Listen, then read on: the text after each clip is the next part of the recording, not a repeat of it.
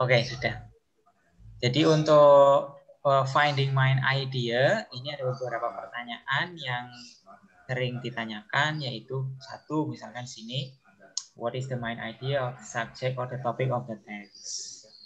What is the author primary concern?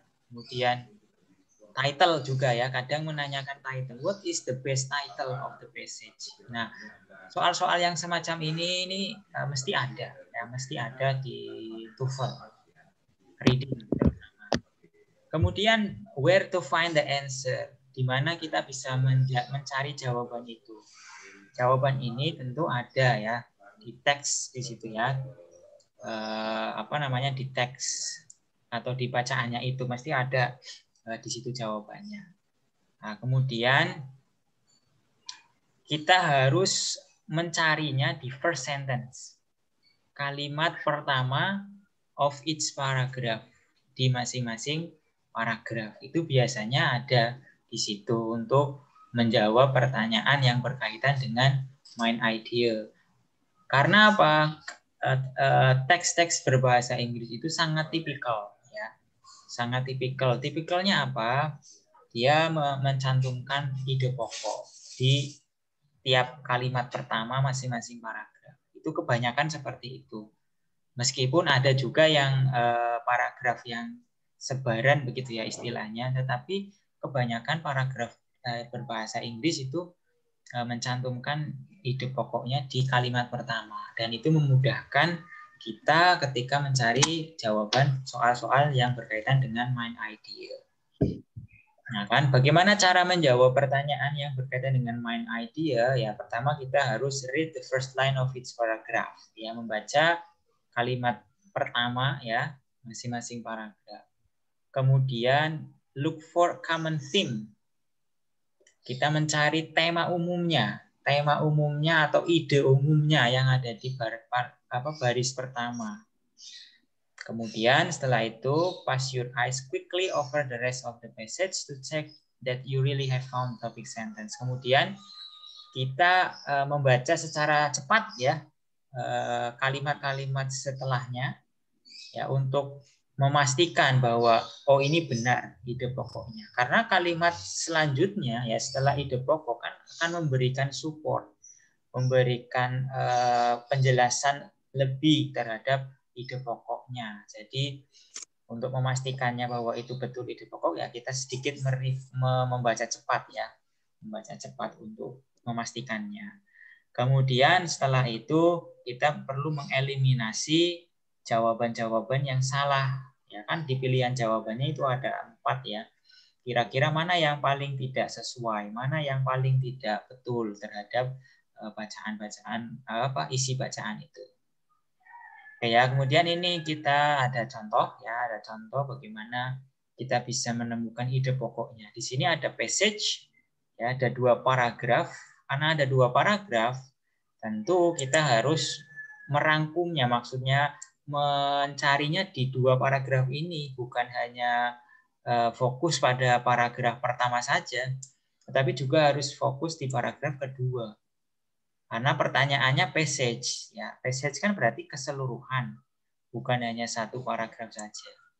Nah ini saya garis bawahi kalimat utamanya, ya kalimat utamanya saya garis bawahi ini. Ada 1, ada kalimat utama yang kedua. Yang pertama, kalimat yang pertama, common types of calendar can be based on sun or the moon. Ini ide pokoknya adalah bahwa kalender itu atau jenis-jenis atau tipe kalender itu bisa berdasarkan matahari, bisa juga berdasarkan bulan. Ya, ada matahari, ada bulan. Ini. Kemudian setelah itu ada penjelasan lagi di sini.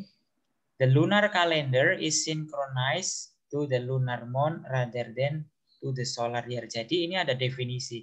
Ada lunar, ada solar ya. Kalau solar ini berdasarkan pada solar year ya. Solar itu matahari ya. Solar itu matahari, kalau lunar itu bulan. Nama lainnya begitu ya. Sun itu solar, kemudian lunar itu matahari. Jadi ini adalah penjelasan ide pokoknya. Tipe penanggalan ada dua, yaitu yang berdasarkan matahari disebut solar, berdasarkan bulan disebut lunar gitu ya Pak ya. Nah pertanyaannya, what is the main idea of the passage? Kira-kira apa nih jawabannya? Apakah yang A, all calendar are the same? Tentu ini jawaban yang salah ya. Karena menyatakan bahwa kalender itu sama, padahal ini ada perbedaan. Kemudian the solar calendar is based on the sun. Oke, betul sekali bahwa solar calendar ini berdasarkan matahari. Cuman di sini hanya menitik beratkan pada paragraf pertama saja. Ya, the solar calendar is based on solar year. Berarti tidak mungkin ini jawabannya. Dan kalau yang C, different calendars have this similar basis. Nah, inilah ya yang umum kita bisa temukan bahwa tema umumnya atau topik umumnya kita temukan di sini. Different calendars have this similar basis. Kalender yang berbeda ya tentu memiliki basis yang juga tidak sama ya. Dissimilar itu artinya tidak sama. Maka ini tepat sekali ya untuk menjelaskan bahwa ini adalah main idea-nya. Karena ada di sini dijelaskan commented calendar based on sun on the moon. Meskipun tidak secara eksplisit disebutkan ya, cuman kita bisa menyimpulkan secara garis besarnya. Nah, tentu di sini kita melihat adanya paraphrase ya. Pilihan jawabannya itu pilihan jawaban yang diparaphrase, tidak serta-merta sama begitu ya dengan bacaannya. Diparafrase meskipun redaksi kata-katanya berbeda tetapi maknanya sama. Kemudian yang nomor D ini, the lunar month is 29.5 days long. Ini salah karena spesifik ya, ini sudah spesifik memberikan support. Ini kan lunar terdiri dari 29 hari, itu kan spesifik ya, supporting sentence bukan topik sentence. Jadi ini bukan. Padahal pertanyaannya main idea. Gitu ya Bapak Ibu. Jadi jawaban nomor 1 ini yang betul adalah yang C ya. The best answer is C. Oke, sekarang kita akan coba lihat lagi exercise-nya. Nah, ini kita harus banyak exercise karena reading ya tentu ya tidak bisa lepas dari sebanyak-banyaknya kita latihan. Oke, sekarang dari soal ini, yang satu ini, kira-kira apa itu topiknya?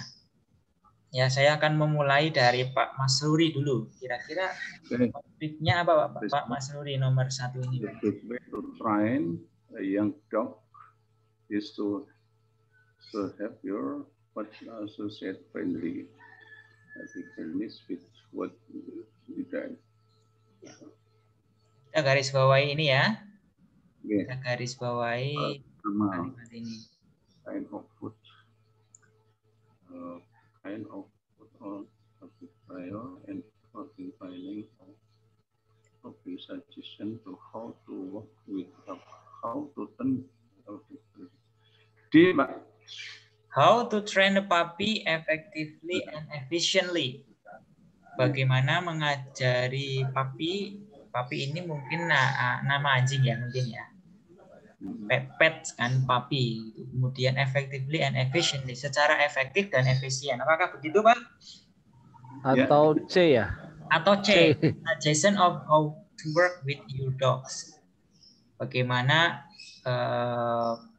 memberikan sugesti. Suggestion ini saran ya, saran. Oh, saran. Saran bagaimana kita bisa melatih atau kita bisa kerja your dogs dengan anjing. Nah, ini the best way to train a young dog is to have your pet associate friendly, happy feeling with what you want done. Oke, ini adalah ide pokok.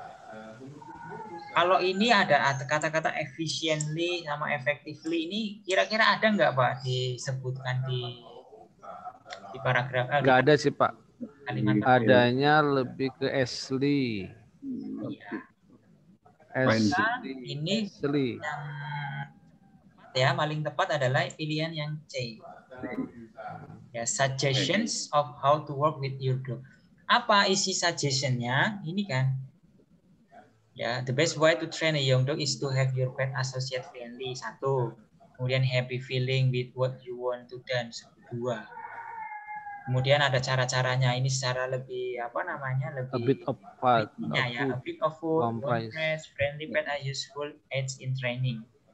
Dog age old is old enough to beginning training. Nah, dari kalimat kedua ini sekiranya kita apa namanya bisa menyimpulkan bahwa ini lebih ke suggestion.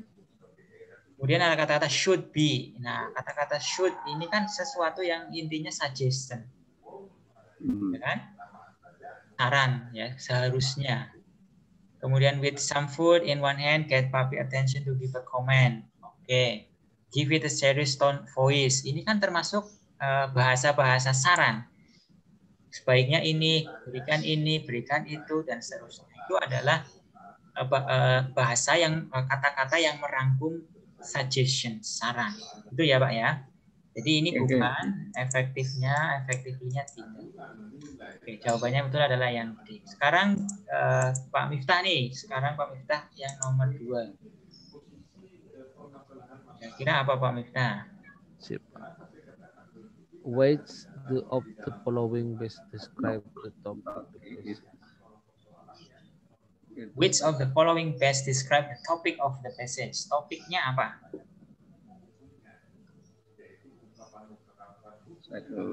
Army. Kantor markas militer. Si bahasa masih konten D ya Pak. D, gold bullion. Oke, kita baca di sini dulu kalimat pertamanya. Karena ini kan cuma satu paragraf, jadi ya mudah sekali. Yaitu kita hanya fokus di kalimat pertama saja. Fort Knox, Kentucky is the site of US Army post. Oke, ini definisi apa itu Fort Knox. Biasanya kalau definisi itu bukan suatu yang pokok ya. Karena ini kan hanya penjelasan saja. Fort Knox itu adalah site of US Army post. Oke, tetapi sini loh, kata-kata but inilah yang penting. Setelah but inilah adalah kata-kata yang penting. But it is even more renowned, lebih dikenal for the Fort Knox Bullion Depository. Tapi lebih dikenal sebagai Bullion Depository. Apa itu Bullion Depository? Ini ada apositif ya. Kemarin kita belajar apositif. Apositif ini adalah penjelasan. Kata benda atau frase kata benda yang memberi penjelasan terhadap kata benda di sebelumnya. Ya, kata benda sebelumnya adalah ini. Knox Bullion Depository. Apa ini? The massive vault that contains the bulk of US government gold deposit, yaitu tempat ya atau bangunan besar, masif kan besar ya, yang mengandung bulk. Bulk ini sesuatu yang sangat banyak. US government gold deposit, penyimpanan emasnya Amerika ya, pemerintah Amerika. Jadi inilah yang menjadi pokoknya ya, bahwa ini lebih dikenal sebagai Bullion Depository, artinya apa? Tempat penyimpanan emas. Kan? Tempat penyimpanan emas. Mana di antara yang paling cocok dengan ini? Kalau yang A, the city of Fort Knox, Kentucky. Ini tidak ada ya. Bukan ide pokoknya. Bukan ide utamanya, karena ini hanya menjelaskan tentang peta ya, Kentucky. Kemudian yang C, the US Army Post Fort Knox. Ini adalah pusat militer Amerika. Bukan. At Fort Knox. Bukan idenya ya. Di sini Fort Knox memang iya, tetapi itu bukan ide pokoknya karena ada kata-kata but inilah ya. Kata but ini yang menunjukkan ada sesuatu yang lebih penting daripada pernyataan ini. Maka ini bukan. Gold bullion. Nah, di sini tidak ada gold bullion, adanya Knox Bullion Depository. Ya, jadi ini bukan bullion. Yang betul adalah ini. The Federal Gold Depository. Federal ini artinya apa? Amerika, pemerintahan ya. Jadi federal ini sama dengan government. Sama. Federal itu sinonimnya sama dengan government. Pemerintah pusat itu kan federal, kalau pemerintah senat itu kan ya apa namanya state ya. State itu kan pemerintahan provinsi. United States itu kan ada federal, ada state ya. Nah, federal ini maksudnya pemerintah pusat. Gold depository, penyimpanan emas. Ini kan jelas sekali ya, the massive vault that contain the bulk of US government's gold deposit. Nah, depositnya di perpres menjadi depository. Sama ya. Sama. Intinya sama. Ini the Federal Gold Depository adalah jawaban yang paling tepat ya untuk pertanyaan. Lebih dekat, Pak ya. Iya, lebih dekat dan lebih menggambarkan mencakup semuanya ya. Keseluruhan kan tercakup dalam satu ide. Gitu ya, Pak ya. Oke, jadi itu penjelasannya. Sekarang yang nomor 3, coba saya minta Pak Syahrul Hidayat, Pak Syahrudin Hidayat, nomor 3 Pak Syahrudin.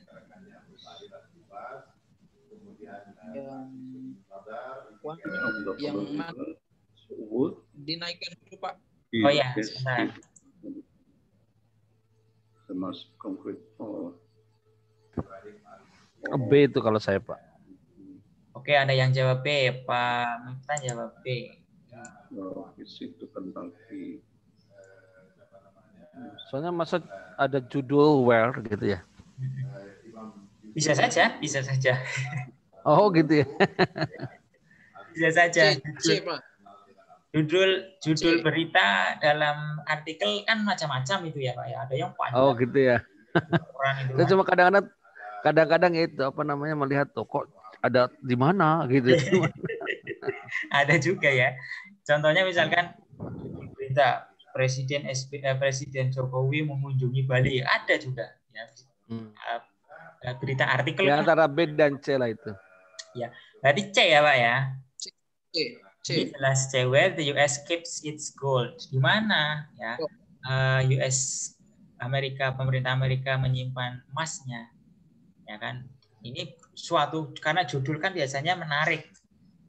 Iya. Pertanyaan juga bisa ya. Where the US keep its gold untuk sebagai apa ya? Menarik ya, memberikan impresi. Ini betul jawabannya yang C ya, where the US keeps its gold. Oh, boleh. Saya tertipu where-nya maksud judul where. Iya. Tapi betul ya. Oke, jawabannya yang C. Penyimpanan emas. Penyimpanan di mana Amerika menyimpan emasnya ya tadi itu di Fort Knox. Oke, ini ada kayaknya tadi juga ada Bu siapa ya? Bu Nadif. Ternyata udah keluar apa ya sih? Tapi kok keluar lagi ya kayaknya ya. Ya udah nggak apa-apa. Kita lanjutkan nomor 3, teks 3 maksud saya. Which of the following best state the subject of the passage? Of this passage. Mana di antara pernyataan ini yang merupakan subjek? Ya, subjek dari passage ini. Pak Syahrudin apa Pak Syahrudin? Kayaknya B, Pak. B. Identifying mineral by means of scratch test. Nah, betul sekali nih Pak Syahrudin. Jawabannya yang ini ya. Kita lihat di sini. Kadang-kadang gampang Pak ya, tapi ujian angkat apa ya? Oke. Kemungkinan ini Pak, satu mungkin melihat bahwa di ujian itu kan ada tekanan gitu ya, tekanan yang gitu ya. tensi waktu lah juga, kemudian ada grogi juga sehingga kadang ikut memberikan pengaruh. Pada baris pertama ya Pak ya? Iya, betul sekali. Ini kan cara mengidentifikasi mineral itu dengan melihat relative hardness-nya yang bisa ditentukan dengan cara scratching. Nah, ada kata-kata scratching. Main ID itu pasti di baris pertama apa enggak, Pak? Apa ya, kebanyakan gitu? Kebanyakan ide pokok itu letaknya di baris pertama. Ya, ide pokok itu biasanya di baris pertama. Tetapi memang tidak semuanya ya, tidak semua teks itu ide pokoknya ada di baris pertama. Kalau teksnya yang panjang itu ya kadang dia harus kadang ada di paragraf baris kedua juga, Pak. Tetapi tidak umum. Yang umum ya ide pokok ada di paragraf pertama. Apalagi kalau teks-teks berbahasa Inggris. Kalau teks bahasa Indonesia tentu berbeda. Kalau misalkan baca koran misalkan, itu kan ada artikel yang kadang ide pokoknya tidak di baris pertama itu. Begitu. Jadi, tapi umumnya kalau di bahasa Inggris baris pertama. Betul ya, ini ya jawabannya yang B. Oke, kemudian nomor 5 masih berkaitan dengan soal tadi. What is the main idea of the passage? Ide pokoknya apa? Di sini ada pilih the hardness of mineral can be determined by its ability to mark on another minerals. Diamond we can scratch soft talk is enggak ya. Yang paling betul karena ini pertanyaannya ide pokok ya tentu ini ya. Yang A. Hardness of mineral can determined by its ability to make mark on other mineral. Scratching ya kan, tadi kan dengan scratching kan digoreskan dengan mineral yang lain. Gitu. Oke, jadi ini sudah jelas jawabannya yang A ya. Oke, kemudian sepertinya butuh ilmu titen juga ya Pak ya? Iya, ya betul. Meniteni juga betul Pak. Oke, sekarang nomor 4, teks 4. What does the passage mainly discuss? Nah, ini passage, berarti semuanya, tidak hanya satu paragraf saja. Kalau semuanya semacam ini ya, kita harus cari masing-masing masing-masing baris itu. Ide pokoknya. Ya, ini kita garis bawahi sini. Di sini. It has been noted traditionally court have granted divorce on fault ground. One spouse is deemed to be a fault in causing the divorce. Jadi kalau zaman tradisional, pengadilan tradisional itu kalau memutuskan perkara perceraian itu berdasarkan pada fault, kesalahan ya. Fault ground itu kesalahan seseorang ya. Salah satu pihak. One spouse is deemed to be fault in causing the divorce. Satu spouse ya, satu pasangan itu yang menjadi penyebab perceraian. Nah, itu tradisionalnya. Tetapi di sini more and more today, however, divorce are being granted on no fault basis. Tapi di akhir-akhir atau di sekarang-sekarang ini perceraian ini sudah berdasarkan pada no fault base. Nah, kalau kita melihat paragraf pertama ini adalah paragraf esai ya, ini esai. Jadi ada yang namanya thesis statement. Thesis statement-nya ada. Thesis statement-nya ada di mana? Di kalimat terakhir ya. Jadi ini yang kita perlu pahami juga bahwa kalau teksnya itu berupa esai lengkap, ya esai yang sudah lengkap, biasanya ide pokok atau main idea itu justru ada di thesis statement, Pak. Di thesis statement-nya itu biasanya ada di baris terakhir, di paragraf pertama. Nah, ini kan sebagai pengantar terlebih dahulu ya. Pada zaman dahulu atau secara tradisional, perceraian itu berdasarkan pada fault ground. However, akan tetapi divorce are being granted on a no fault basis more and more today. Jadi saat-saat ini perceraian itu didasarkan pada no fault basis. Nah, berarti ini yang utama di sini. Ini yang akan nanti dijelaskan di paragraf-paragraf selanjutnya. Nah, di sini buktinya yang pertama ya, no fault divorce. Ya kan? Ini menjelaskan no fault divorce. Kemudian berikutnya juga no fault divorce. Tidak lagi menjelaskan traditional courts, ya kan? Maka ini thesis statement-nya ada di kalimat kedua atau kalimat terakhir di paragraf pertama. Nah, ini jelas semacam itu. Nah, sekarang jika sudah dipahami semacam itu, kira-kira ide pokoknya apa ini? B. B. Apa D? All in the divorce. D, Pak. Oh, D. The various reason for divorce. Ini enggak ya? Enggak ya?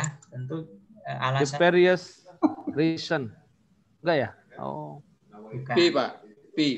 B. Who is at fault in a divorce? Siapa yang salah dalam perceraian? Kalau siapa yang salah dalam perceraian, berarti ini masih menganut ke traditional courts, ya, berbasis. Berarti.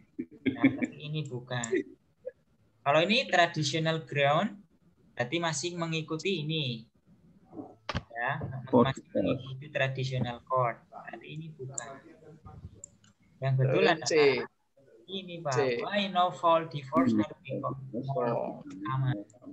Ini yang benar kan di sini kan, more and more today. However, divorce are being granted on a no fault basis. Alasannya apa gitu ya? Mengapa? Dan ini kan ada penjelasannya. Proponent of fault divorce argue. Ini penjelasan pertama. Mengapa yang pertama dijawab di paragraf ini. Another argument in favor of no fault divorce is proving fault in court dan seterusnya. Ini juga masih mensupport no default divorces. Ya, jadi ini jawabannya yang C. Ya Pak ya, Pak Syarudin. Jadi tidak selamanya ide pokok itu ada di kalimat pertama. Ini contohnya. Karena apa? Ada kalau esainya esai yang lengkap, itu ada yang disebut dengan thesis statement. Nah, thesis statement itu letaknya di mana? Kalimat akhir paragraf pertama. Nah, itu yang sering kita mungkin agak ketipu ya, agak trik dari si pembuat soal. Nah, semacam itu. Oke, sekarang kita akan lanjutkan soal yang nomor berikutnya. Teks 5. Oke, saya minta Pak Mas Ruri. Coba Pak Mas Ruri dulu. Kira-kira apa nih Pak? The next artist in this survey of America are American artists is James Whistler.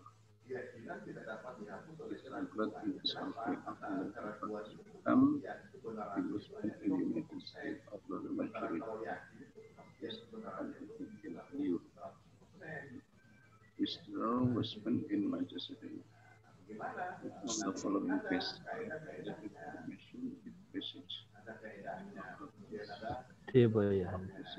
one artist life and work.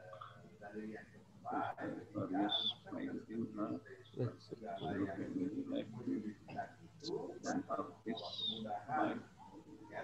Ini kalau enggak DB.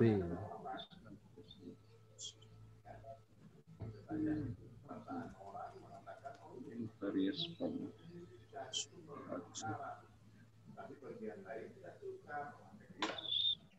painting are contrasted.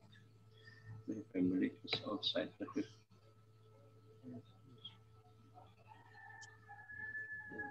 Kalau enggak B dia. Oke, Pak Miftah. B, saya B. Oke, Pak Mas Ruri B ya. Oke, kita coba lihat. Apakah ini? Oke. Kita lihat ini terlebih dahulu kalimat pertamanya ya. Kalimat pertama terlebih dahulu. Survey of America. The next artist, ya, the next artist in the survey of America is James Whistler. Nah, oke, jadi ini yang jadi pembicaraan atau subjeknya adalah James Whistler ya.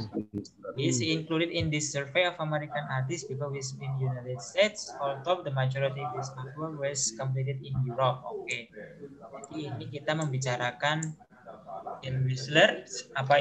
Siapa itu James Whistler? Dia adalah American artist. Kemudian karena artis tentu dia punya karya ya, karya seni.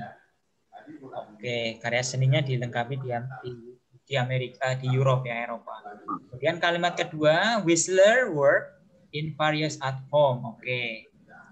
Ini juga ide pokok nih. Karya-karyanya Whistler ini macam bentuknya ya. Ada yang etchings, ada yang lithograph. Ya, jadi ini ide pokoknya. Siapa itu James Whistler, kemudian apa itu karya-karyanya. Nah, sekarang pertanyaannya, which of the following describe the information in the passage? Several artists are presented. Tidak ya. Oke. One artist life and work are discussed. Nah, ini betul sekali. Artis live, siapa itu artis live-nya? James Whistler, betul sekali. Works, karya-karyanya juga dan hasil karyanya. Ya, betul sekali. Kalau female is life outline tidak. Saya kira ini tadi ada mother, official mother. Saya tadi agak terganggu dengan kata mother itu loh. Ya, maka yang betul adalah ini ya. One artist life and works. Life and works. Artisnya siapa? James Whistler. Ini ada penjelasannya, biografinya, kemudian karyanya apa saja. Ya ini, etching and lithograph. Betul, jawabannya yang B ya. Betul sekali Pak Masuri. Oke, sekarang nomor berikutnya teks yang ke-6. Wah, kok panjang. Panjang nih teksnya nih. Kita lihat pertanyaannya dulu. Which of the following best describe the main idea of the passage? Kira-kira passage ini main ID-nya apa? Ya tentu seperti biasa kita cari dulu kalimat pertamanya ya. Henry, the best known American poet of the 19th century. Oke, ini berarti membicarakan tentang ini ya.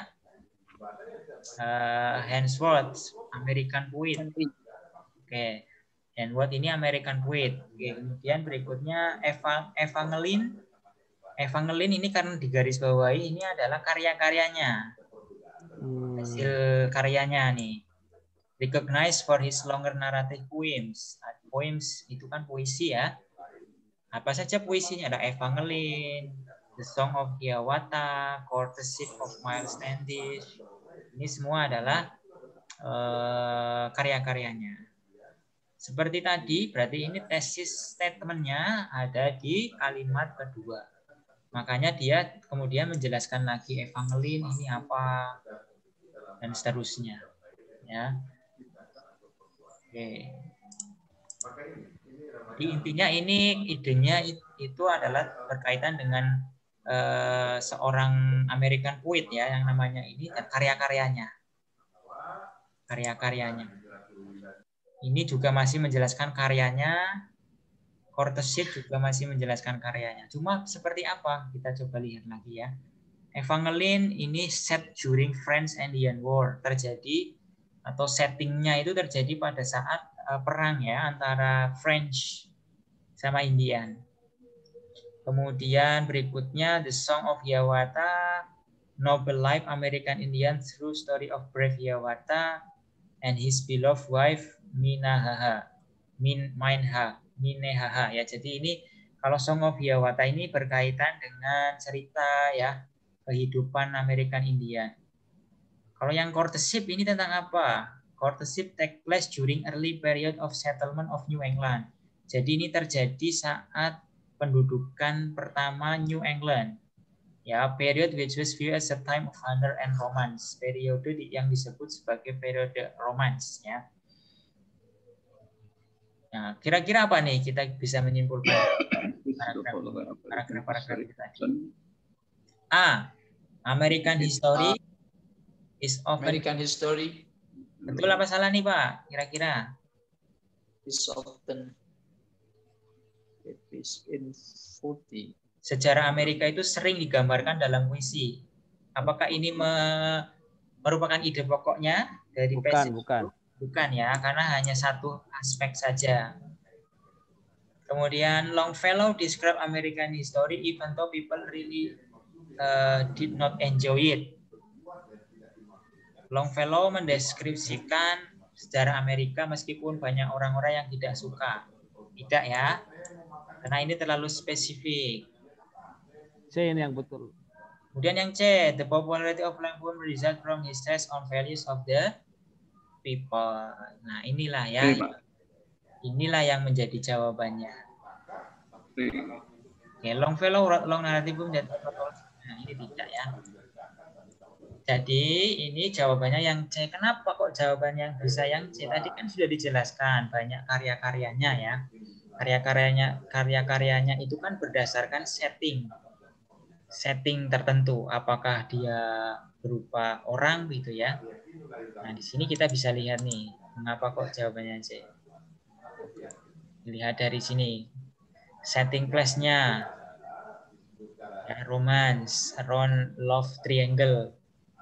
Cinta segitiga itu kan berdasarkan nilai-nilai yang ada kan, yang terjadi saat itu. Kemudian Evangeline juga sama. Ini menjelaskan pada saat French Indian War. Emphasizes on sentimental underlying loving. Nah, jadi ini karya-karya yang memang berbasis pada nilai-nilai ya, nilai-nilai dan orang-orang yang ada pada saat itu. Betul sekali jawabannya yang C. Kemudian the best title of the passage. Judulnya kira-kira apa? Historical narrative. B, historical narrative form. Oh, bukan. Historical Atau yang narrative A. poems. Apakah itu? Kalau enggak yang A itu, Pak. Longfellow popular appeal. Daya tarik dari si Longfellow ya. Lirik, dramatic, and narrative poem of Longfellow. Tidak ya? Bukan yang C. Longfellow and critic. Apakah ada kritik di situ? Tidak ada. Ada ya. Maka yang paling mewakili gitu ya, mewakili ini adalah apa yang B ya kira-kira ya? Ini kok mirip. Kalau historical ya, kalau historicalnya di Kalau historicalnya ada di mana? Ya. Tapi kalau kalimat ini Pak, nah ini kita jelas lihat di sini. Tell stories from America history, itu masuk nggak itu? Dari situ. Historical narrative poem, Longfellow. Kalau appeal ini kan daya tarik ya. Oh. Appealing. Padahal nggak ada daya tariknya tadi ya? Iya, kan kita tidak melihat apakah ada daya tariknya, nggak ada ya. Lebih ke itu penjelasan ini coba Pak di bait pertama itu. Di bait pertama baris terakhir itu kan yang in which he told stories from American history in terms of values of the time. Iya, ini kan tesis utamanya ya, tesis statementnya ya, memang ada di sini. Berarti itu lebih ke history berarti. Betul sekali. Jadi ini lebih ke history ya, historical narrative, historical narrative poems. Jadi puisi yang panjang, narasi kan panjang, puisi narasi panjang yang berdasarkan sejarah. Nah, ini betul sekali jawabannya yang B. Betul Pak Miftah, jawabannya yang B. Dari sini ya, kita lihat di tesis statementnya ya. He was particularly recognized for his longer narrative poem, kemudian in which he told stories of American history. Oke, jadi betul sekali jawabannya yang B. Kemudian nomor 10, the subject of the fourth paragraph is, subjek dari paragraf yang keempat. Ini 1, ini 2, ini 3, ini 4. Nah, ini apa nih? Subjeknya ya tentu kita baca di kalimat pertama. Ini salah satu karyanya si Longfellow itu tadi yang terjadi pada masa Love Triangle. Ya, romance, honor and romance. Berarti yang mana nih?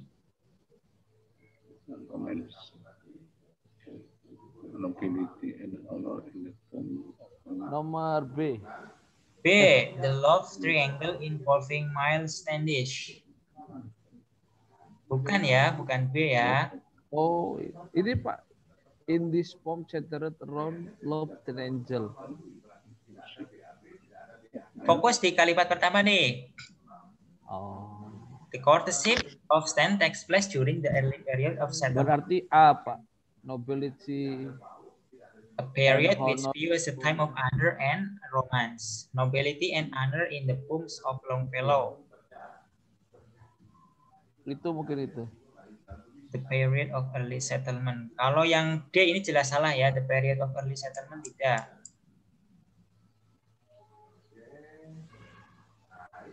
The popular apple. Itu bisa juga itu ya. The popular appeal of the courtship of Miles Standish.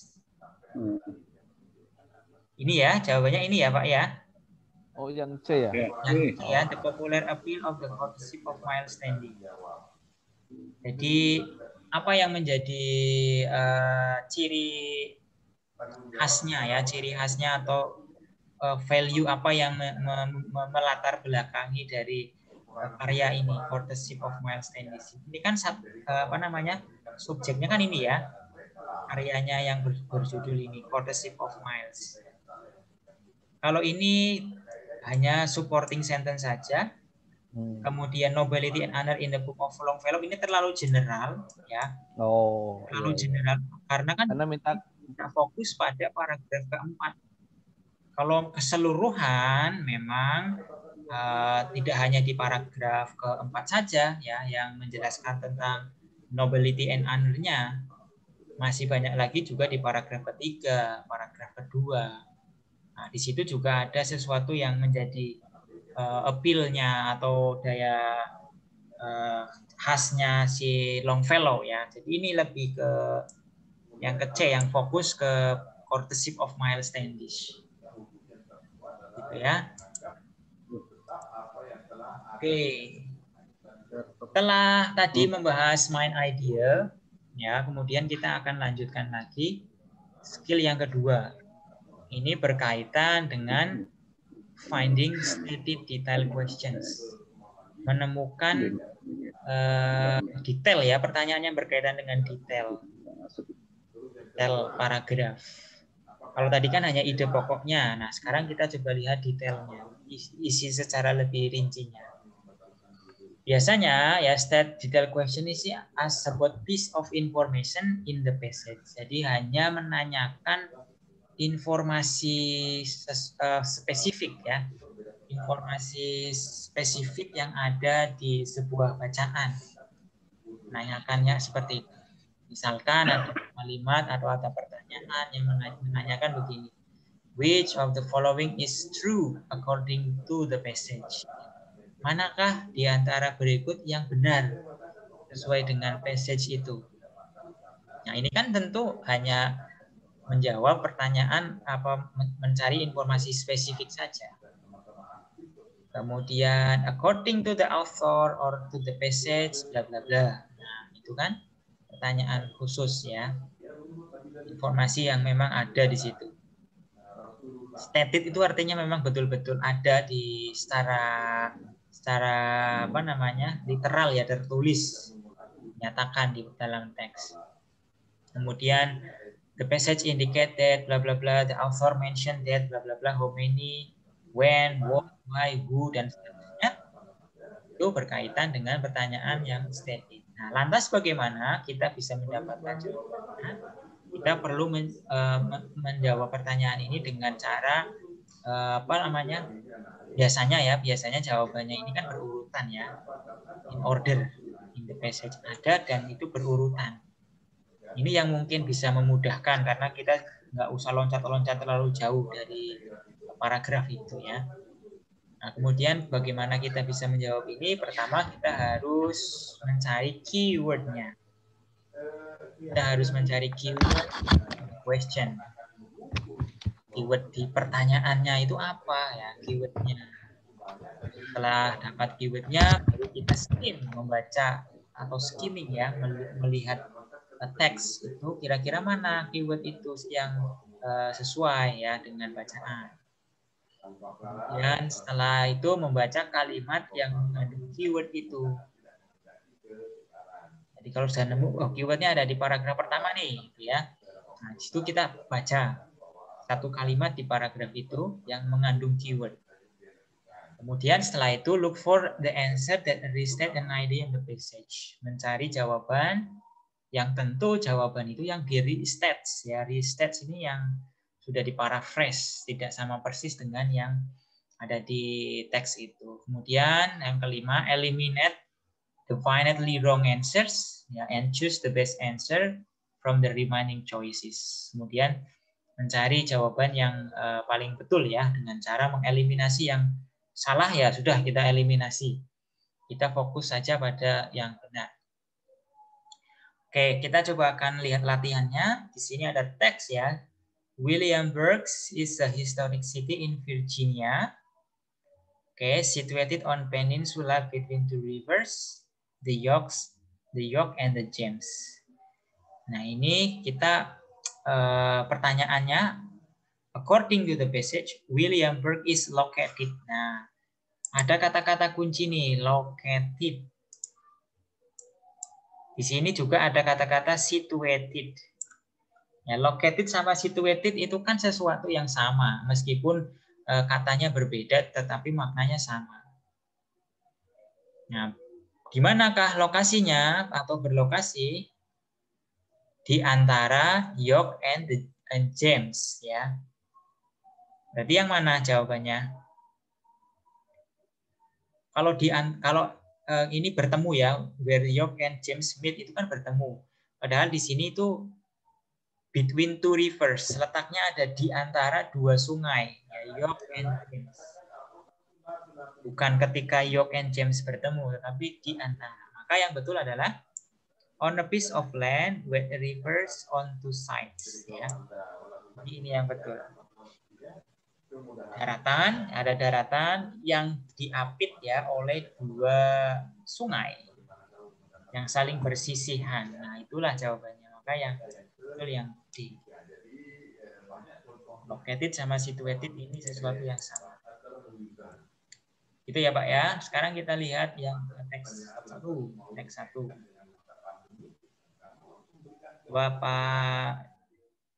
Pak Miftah nomor 1, kemudian Pak Masruri nomor 2, kemudian Pak Syahrudin nomor 3 Pak. Silakan Pak. Coba terlebih dahulu.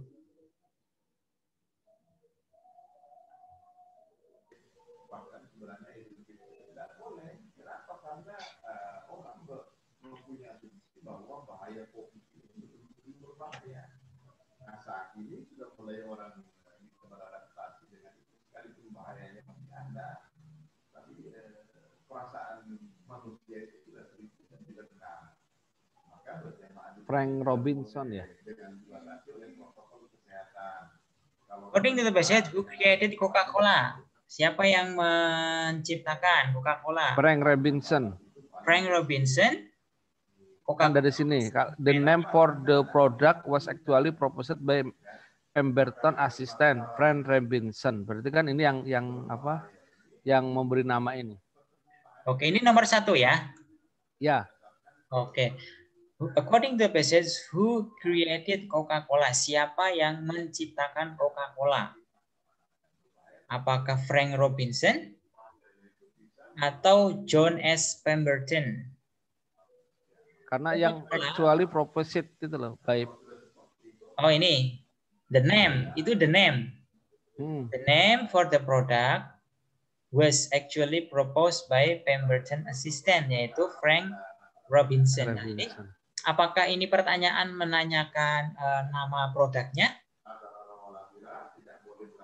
Atau Coca-Colanya itu? Coca-Colanya.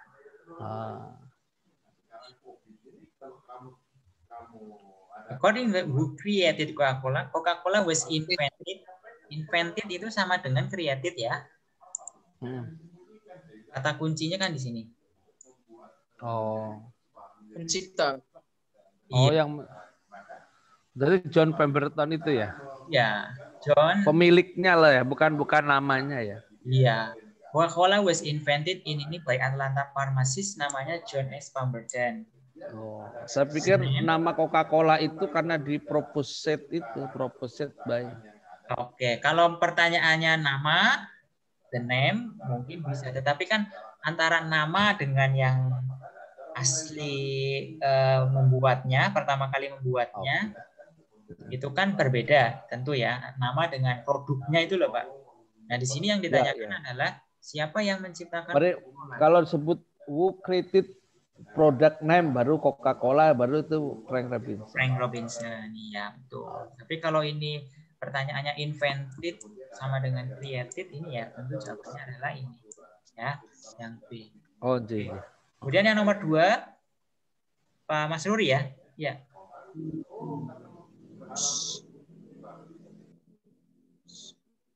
Atau Pak Syahrudin dulu, Pak Syahrudin, monggo Pak. Which of the A, Pak, following? saya. Oh, A, Pak Mas Ruri A ya. Oke. The name, oh ini nama. The name Coca comes from the coca leaf. Ini mana yang tidak betul sesuai dengan nama Coca-Cola? The name Coca comes from coca The leaf. Betul name nggak? of the two most unusual ingredient in the South American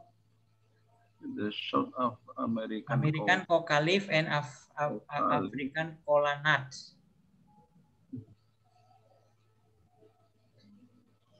Coca itu berasal dari not true ya, not true. Sorry. I think not true. Ini not true. D, Pak. C, Pak. The name cola comes from cola nut. Ada itu, ada cola nut. Ada. Betul, ya. Cola kan di sini ada dari cola nut ya. Oke. Kemudian Frank Robinson suggest name. Nah ini Frank Robinson suggest name, betul. The inventor came up with the name. Penemunya ya came up with the name. Menjadi nama dari Coca-Cola, bukan ya? Kan namanya kan Pemberton, John S. Pemberton. Kemudian produknya disebut dengan Coca-Cola, kan tidak sama antara Pemberton dengan Coca-Cola. Nah ini yang salah. Jadi inventor came up with the name salah ya, tidak sesuai karena namanya Coca-Cola yang itu disarankan oleh Frank Robinson. Oke, kemudian nomor 3, Pak Syahrudin. The passage that the recipe for Coca-Cola is recipe. Nah, ini ada kata recipe. Ini recipe juga. Berarti apa, Pak? B, Pak, B. Known by only a limited number of people. Oke, betul sekali, B. Ya, ini betul. Kenapa? Di sini jelas recipe for today Coca-Cola is very well guarded. Sangat dilindungi, ya, diproteksi. Artinya apa? Di situ ya hanya diketahui oleh orang-orang yang sedikit saja, limited number of people, tidak semua orang tahu ya. Kemudian Coca-Cola has secret ingredient. Kalau ingredientnya tidak secret karena kan di situ juga tertulis ya. Ingredientnya known. Ingredient are known. Kalau ini Coca-Cola secret ingredient salah ya. Kemudian publishes information. Ini juga tidak ya. Oke, ini berkaitan dengan recipe. Kalau resepnya ya tadi known by only limited number of people. Jawabannya yang B. Gitu ya Pak ya. Oke. Kita lanjut teks yang berikutnya. Nah ini sekarang coba gantian nih. Pak Makmur sudah hadir ya. Pak Syahrudin, coba nomor 4 Pak Syahrudin.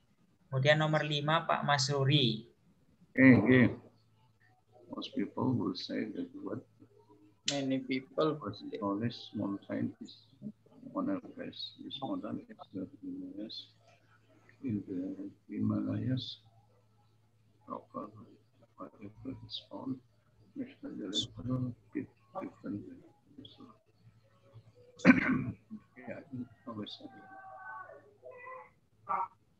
Monarchy, however, does not begin. Putting the passage monarchy is so far above the level of the water. Okay, okay, it's only about the level 6. is the following is not stated about the Mount Everest. I believe in the words from mountain. It is part of the Himalaya. It rises from the ocean floor. It is not so different as Mauna Kea.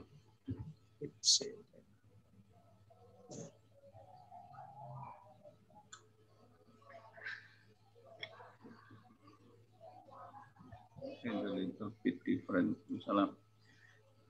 Yang mana Pak? Nomor 4? Number 4. C. It rises from the ocean floor. Which of the following is not stated about Mount Everest? Yang tidak ya, yang tidak disebutkan. Di sini berarti rises from ocean floor. Betul apa enggak? Enggak ya. Mount Everest for ocean floor.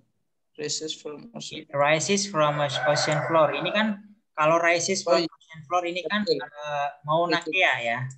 Oke, betul sekali ini jawabannya.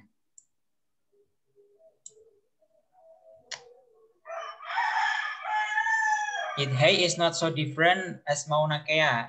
Nah, ini betul, pernyataan betul. Many people believe it's tallest mountain. Ya, betul karena kita di sini disebutkan ya.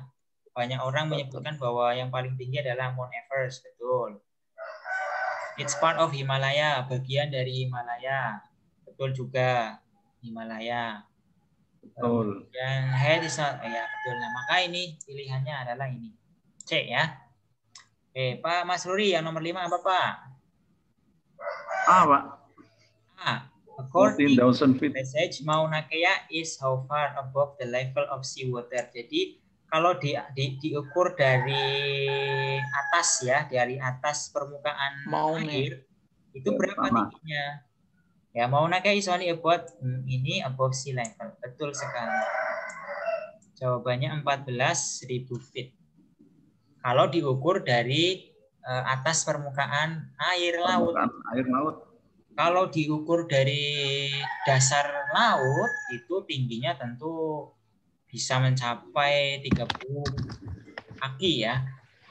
Kalau memang diukur dari dasar laut. Ini pertanyaannya sesuai. Oke. Kita coba lihat teks berikutnya. Nomor 6.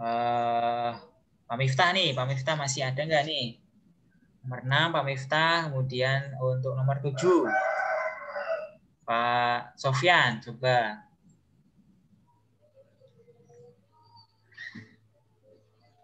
Ice Age, this period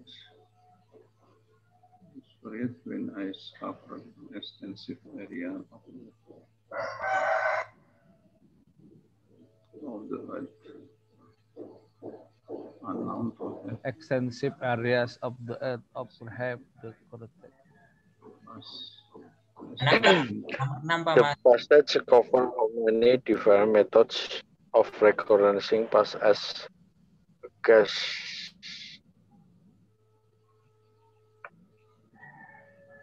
Berapa Pak Sofyan? C ya apa? Number 7.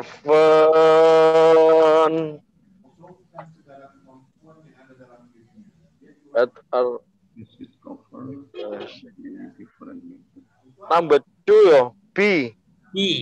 Oke, ini ya. Ada 2, betul sekali. Ya. As ice age can be recognized from rock strata, kemudian ice age can also be recognized from land formation. Iya, jadi ada 2 metode untuk bisa mengenali past ice age. Betul sekali, B. Pak Makmur, Sofyan. Sekarang nomor 6, Pak Miftah. Tadi apa jawabannya Pak Miftah?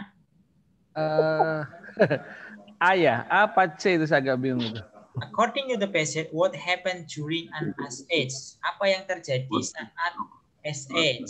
Nah, ini kan ada terjadi nih. Ice age, those periods when ice cover extensive area of the earth. Ya, yang namanya ice age itu adalah periode ketika es menutupi sebagian besar area bumi.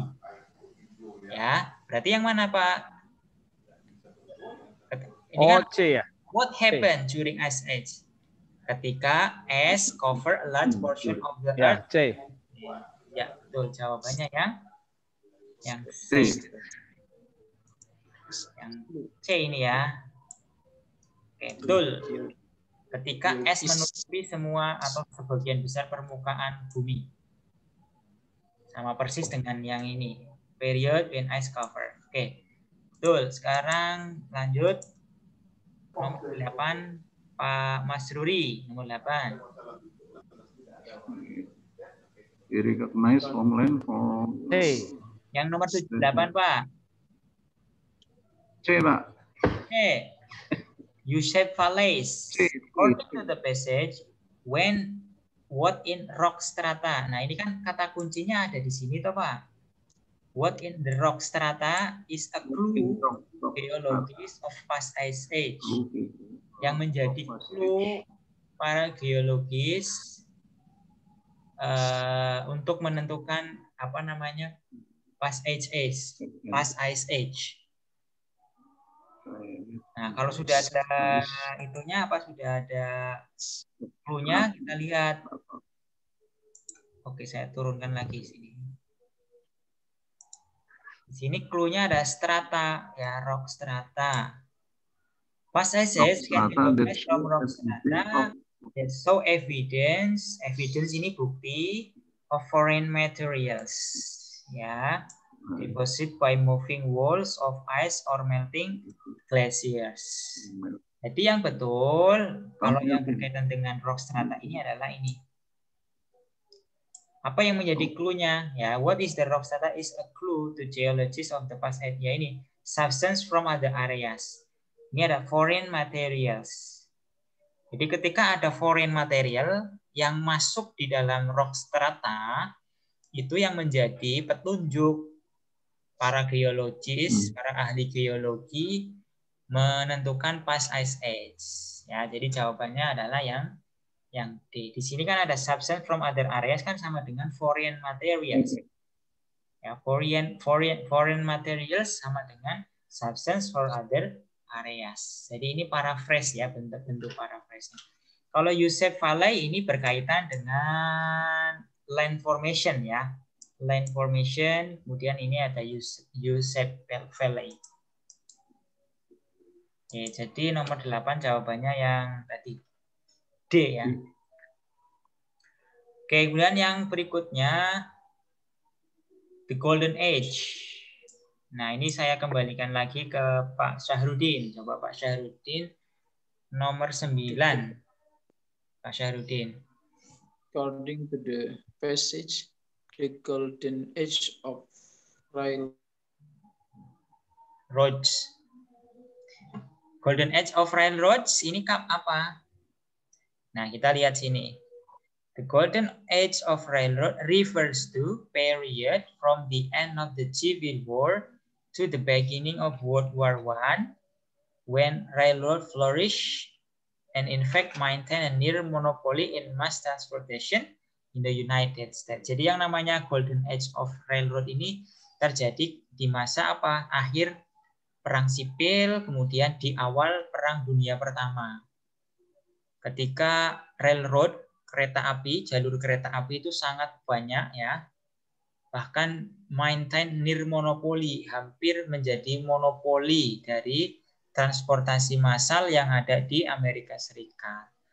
Nah, ini pertanyaannya, occur prior to the Civil War, terjadi sebelum Civil War. Salah ya. Ini terjadi di akhir ya. Akhir Civil War. Berarti yang nomor A ini salah. Kemudian result of World War I ini juga bukan.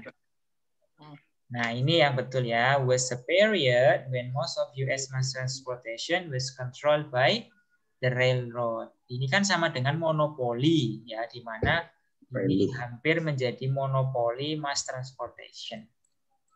Oke, jawaban yang betul adalah yang C ya. Oke, yang terakhir ini mungkin juga menjadi penutup ya pertemuan kita hari ini.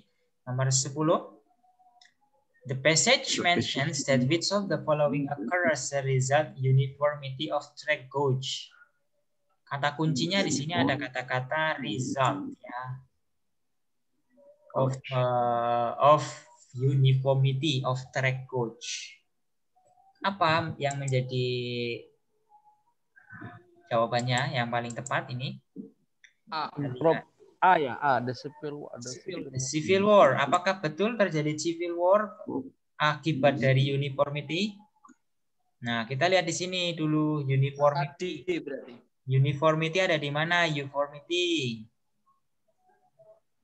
Nah, ini nih ada uniformity ya. Increase in uniformity, particularly significant development dari and time. Oke.